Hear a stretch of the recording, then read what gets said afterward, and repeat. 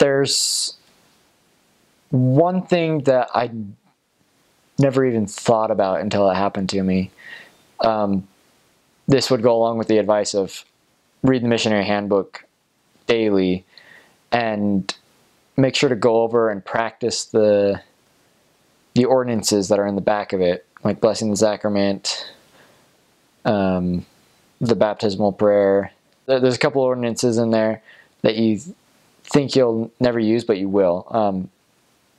One being blessing a house, and the other is dedicating a grave site. The blessing the house one, actually, I had a funny experience with that because the guy asked us to bless his car. He like saw us walking down the street, my companion and I, and he drove up to us, and he's like, Elders, get in the car, and we're like, okay. He was a brother from the ward, so we knew who he was. We got in the car with him. He's like, Elders, this is a new car, and I want you guys to bless it, like you would bless a house. And we were like, okay, I guess we can do that. So that was a funny experience with that one. But the other ordinances, it's good to know those because you never know when you'll need them. There was one week that was really hard for me. I was in this little town called Curacautin, and small town, like 800 people maybe, very small town. And we knocked this door where a younger lady, early 20s maybe, answered the door, and she was a Seventh-day Adventist, and like an active one at that. Her dad was a pastor or something. So she knew who we were, and she started asking us questions right off the bat, and she actually got after us. She's like, you guys like don't believe in the Bible, like you guys don't know what you're doing.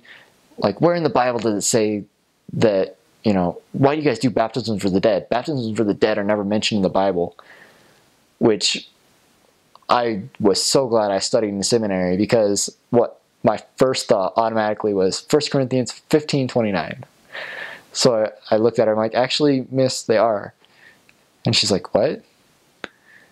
And, you know, a scripture mastery helped me.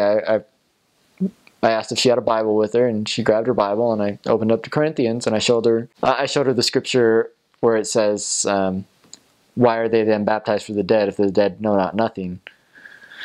Something along those lines. And she's like, oh.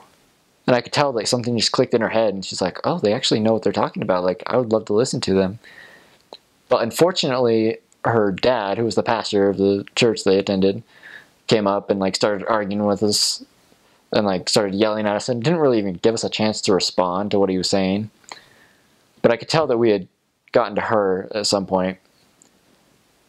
But one of the things that he said in response to us, her dad started yelling at us about how the Bible said the dead know nothing, and he like shouted out a reference to us. It was Ecclesiastes 10, something like that, and that for some reason that really bugged me.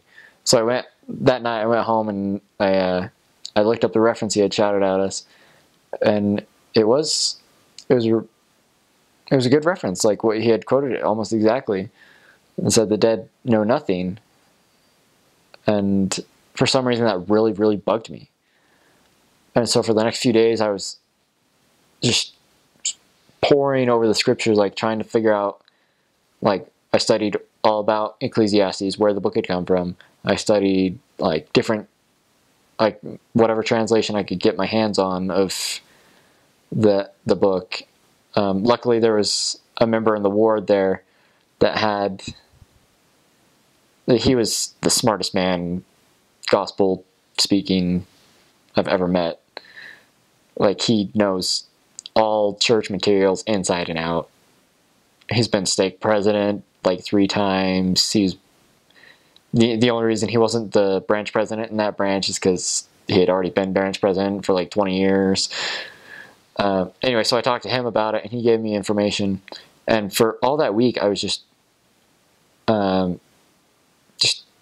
trying to figure out why this was bugging me so bad, that this pastor had said the dead know nothing. But luckily, this is where the knowing the ordinances come in. Luckily, that weekend, one of the sisters in the branch, who had just recently lost her husband, maybe like a month or two beforehand, called us up and asked us to carry a headstone over to her husband's grave, because she hadn't put a headstone on it yet. She had ordered like a big stone headstone that she put in the back of her. She needed help putting in the back of her car, and she drove us down. We helped her take it out and put it on the grave of her husband. And after we were done like filling it in and burying the part that needed to be buried, she asked us if we would dedicate the gravesite for her. And luckily I had studied the handbook, and so I knew like the different things that you need to say in a dedicatory prayer. And so it was just me, my companion, her, and her son. There's the four of us there at that gravesite, and we dedicated the gravesite of her husband. And that's when I finally realized why I had been struggling with that scripture all week. It's because the Lord wanted me to be prepared for that moment so it could strengthen my testimony of the afterlife. So it could strengthen my testimony of the fact that families can be together forever, and that there is something after death. And so it's important to know those ordinances. Just as a little follow-up to that story, I wrote a note to that pastor and her daughter. I don't know if they ever got it. I don't know what they ever did with it. But I wrote a note to them saying, I apologize if we offended you in any way with our visit the other day. I just wanted to let you know that we didn't mean any offense at all. We just wanted to teach you about the plan that God has for us and what we know about it. I'm enclosing, we're enclosing the Book of Mormon for you. These references are the highlights of our message for you, and we hope that you take the time to read them. And we just put that letter in a Book of Mormon, and we left it on their doorstep. But that experience just really highlights the need to know your way around the ordinances in the missionary handbook, and to learn your scripture masteries as well. Like, had I not learned my scripture masteries, that would not have gone down the way it did.